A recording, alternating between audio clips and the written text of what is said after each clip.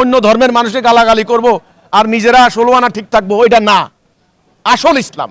ওইটা যদি আমরা ধারণ করতে পারি, আল্লাহ সাহায্য করবে, আমাদের মাটি রক্ষা হবে। এ না হলে কোনো, আমি মনে করি না এটা আমার কাছে হতবাক করার কিছু নাই যে ইসরায়েলের রাষ্ট্রদূত এসে বললেন বাংলাদেশে হামাস আছে। এটা বলার আর কি না বলার কি, এটা তো বোঝাই যাচ্ছে। আমি কিন্তু এই কথাটা বলেছি, আন্তর্জাতিকভাবে একটা সমঝোতা হয়েছে, এটা অলিখিত।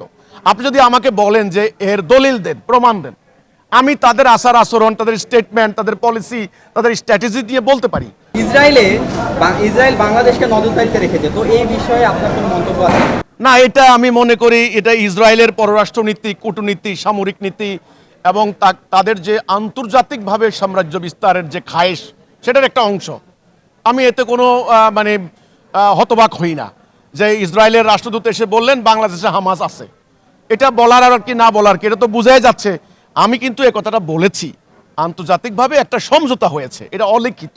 আপনি যদি আমাকে বলেন যে এর দলিল দেন, প্রমাণ দেন, আমি তাদের আচার আচরণ, তাদের স্টেটমেন্ট, তাদের পলিসি, তাদের স্ট্র্যাটেজি দিয়ে বলতে পারি। এখন আমার কাছে এরকম কোনো দলিল নাই। আমি হ্যাঁ সব কিছু মিলে বলতে পারি। সেটা কি? সেটা হচ্ছে আমেরিকা, ইসরায়েল, ইন্ডিয়া, এমনকি চীন একটা সমঝোতা হয়েছে। বাংলাদেশে ইসলামের উত্থান তারা সহ্য করবে না, ইসলামের আগমন তারা মেনে নিবে না, আল্লাহ দেওয়া বিধানে রাষ্ট্র চলুক এটা তারা মানবে না। কথা শেষ। এখন তাদের একটা উসিলা দরকার। এখন এই উসিলা যেন আমরা সৃষ্টি করতে না পারি, আমাদের দ্বারা যেন কোনো উসিলা না হয়।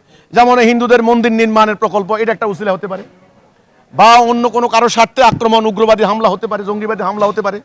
তখন তারা এটাকে মানে উসিলা মনে করে তারা বলবে এখানে ইসলামিক টেরোরিস্ট এটা করছে, কারে ইসলাম এখানে দমন করো। তো কাজে আমি এটাকে হতবাক হই না, বরং আমার প্রস্তাব হলো এটা থেকে বাঁচার উপায় কি? এটার থেকে বাঁচার উপায় হলো পুরো জাতিটাকে তাওহীদের উপরে ঐক্যবদ্ধ করা, ইসলামের আসল আদর্শ ধারণ করা, ধর্মের নামে অধর্ম না, ধর্ম ব্যবসা না, উগ্রবাদ না, জঙ্গিবাদ না, ওকে, নারী বিদ্বেষী বক্তব্য না, সংস্কৃতি বিরোধী মনোভাব না, অন্য ধর্মের মানুষকে গালাগালি করব আর নিজেরা 16 আনা ঠিক থাকবো, ওইটা না আসল ইসলাম। ওইটা যদি আমরা ধারণ করতে পারি, আল্লাহ সাহায্য করবে, আমাদের মাটি রক্ষা হবে। এ না হলে কোনো, আমি মনে করি না এটা আমার কাছে হতবাক করার কিছু নাই।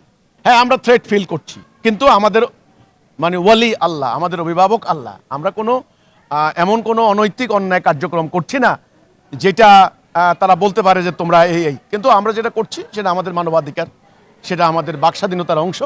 আমরা ইসলামের সুমহান আদর্শ শান্তিপূর্ণ উপায়ে, ওকে, কোনো স্বার্থ ছাড়া আমরা ডিসিপ্লিনের সঙ্গে রাষ্ট্রীয় আইন মান্য করে আমরা সেটা তুলে ধরছি। কাজে এটা মানে তারা যদি পশ্চিমারা যদি মনে করে বাকস্বাধীনতার কথা, তাহলে এটা আমার বাকস্বাধীনতা, আমার আদর্শ তুলে ধরা, এটা হলো আমার কথাটা। এটা ভারতীয় হাই কমিশনার, উনি খুবই, কথা হলো ত্রিবেদী মহোদয়, তিনি অত্যন্ত কূটনীতির ভাষায় কথা বলেছেন। এটাকে আপনি পজিটিভলিও নিতে পারেন, নেগেটিভলিও নিতে পারেন। ওনারা হয়তো বলার চেষ্টা করেছেন কালচারাল দিক থেকে, শিক্ষা সংস্কৃতি ব্যবসা বাণিজ্যের দিক থেকে ঐক্যবদ্ধ হয়ে কাজ করলে শক্তি হবে। আমরা তো চাই ঐক্যবদ্ধ হইতে। ইসলাম তো ঐক্যবদ্ধ হওয়ার শিক্ষা দেয়। ইসলাম কোনো আইসোলেশনের শিক্ষা দেয় না, ইসলাম কোনো বিচ্ছিন্নতার শিক্ষা দেয় না। ইসলাম পুরো মানব জাতিকে এক জাতি মনে করে।